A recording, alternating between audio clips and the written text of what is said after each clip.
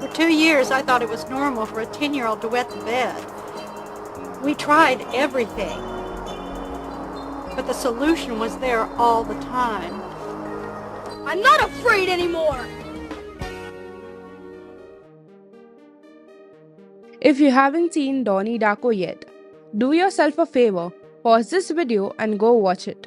It's one of those movies that really hits hard when you go in blind. Seriously, spoilers ahead, and trust me, that ending, it's way more powerful when you don't see it coming. At first, Donnie Darko feels like a typical moody teen drama, but then out of nowhere, we get time travel, alternate realities, and a jet engine that might literally end the world?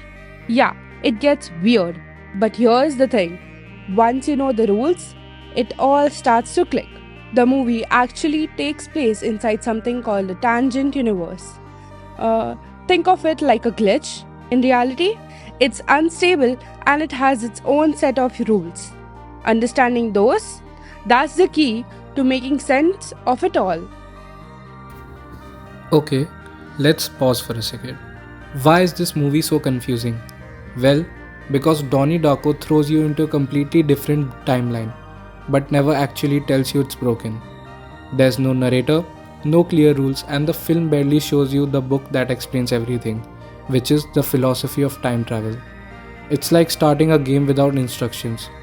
The rules of the tangent universe, the artifact, the living receiver, the manipulated dead, are never explained in dialogue. You are expected to either figure it out on your own or research it afterward. And add to that dreamlike editing, science fiction mixed with mental illness, and themes about God, fate, and time loops. And you have got a movie that feels profound, but also deeply disorienting on your first watch. Let's talk about the rules of Donnie Darko's universe. First, the tangent universe. Sometimes reality just glitches, and when that happens, a second timeline branches off from the real one. That's what they call the tangent universe. But it's unstable. It only lasts 28 days, and if it's not closed before time runs out, both timelines collapse. Next is the artifact. Every tangent universe starts when something from the real world suddenly shows up where it doesn't belong.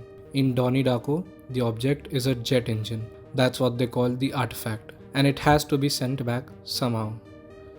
Then we have the living receiver. The universe picks one person to deal with all this chaos, someone who can fix the timeline. That person gets weird powers like super strength, visions of the future, even the ability to see those creepy energy trails. In this case, it's Donnie. And finally, the manipulated dead. These are the people who die inside the tangent universe, like Frank and Gretchen. But after they die, they can still influence the timeline. They show up as ghosts, or in Frank's case, a terrifying bunny suit, and they guide the living receiver towards the right choices. That's the hidden structure behind Donnie Darko. The movie never explains it outright, but once you know the rules, everything starts to make sense. Okay, let's go over the plot. The movie is set in 1988, and Donnie is a troubled teen struggling with mental health issues and visions of a man in a rabbit mask named Frank. One night, Frank calls him outside, and a jet engine crashes into Donnie's bedroom. This moment marks the start of the tangent universe. Donnie survives, but the countdown begins. So let's talk about what Donnie has to do. In the tangent universe, an object has appeared that doesn't belong. That's the jet engine. It's called the artifact, and Donnie's job is to send it back into the real universe where it belongs before the deadline hits. And to do that, he's given subtle powers, strengths, premonitions, and even the ability to manipulate time. His strange behavior that's flooding the school, burning down a house, all of this is to push events towards the reset. So let's look at the climax, the death, and the reset of the entire process. On the final night, everything comes crashing down. Gretchen is hit by a car driven by Frank, and Donnie doesn't like that, so he shoots Frank. Now both of them are part of the manipulated dead. This is when the sky opens and Donnie realizes the truth, that he has to die in order to save everyone. So he uses his powers to rewind time. He sends the jet engine back, and this time he stays in bed. The engine crushes him, and the tangent universe collapses. So let's look at the aftermath. What all changed? So the time reset, and no one remembers what happens, at least not fully. Gretchen, who never met Donnie in the new timeline, sees his house completely destroyed and waves at his mom. Frank is alive again. Everyone is safe, all because Donnie chose to die. Donnie's sacrifice is tragic and heroic, and Donnie dies alone in order to save everyone. Works on two levels.